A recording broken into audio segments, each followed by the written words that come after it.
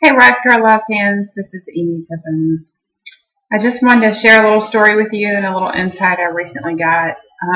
If you read my online blog at rockscarlove.com, you will know that recently I was actually diagnosed as being infertile. I have no detectable level of eggs, and so that was an extremely difficult thing to deal with when I found out. I go to a support group for it, and a few weeks ago when I was at support group, you can imagine what a support group of infertile women is like. We sit around and we eat lots of chocolate and we cry a lot and we talk a lot. And one of the great things is one of our support group members is also a male from a Nigerian tribe, and he is a tribal leader, so that adds a very interesting mix to it. But a few weeks ago when I was leaving, I was walking out of the building and my phone rang.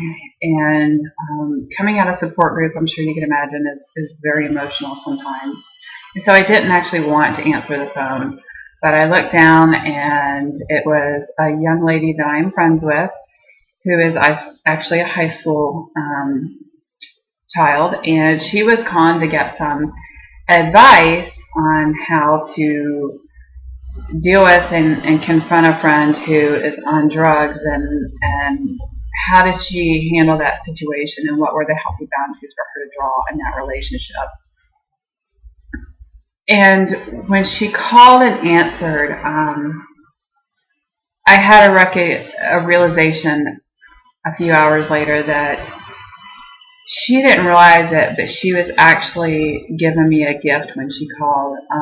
I was walking out of a group where we're dealing with the realization of not being able to have children, and it could possibly actually be,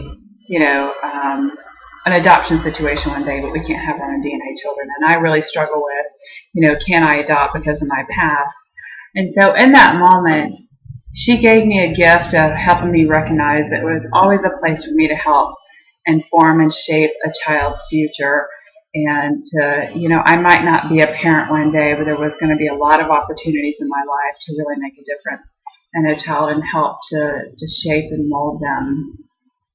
And she also took advantage of a situation where she was helping a peer to avoid future scars, that she was drawing healthy boundaries so that he would make wiser choices. And I thought that was so amazing that, I was watching scars being healed and scars being avoided in a situation where a person didn't realize they were doing that. And so on that note, I want to say, always think back on every situation you're in, and you might see something happening that you didn't originally think was happening, and be aware that in every interaction we could be actually healing a scar or avoiding them.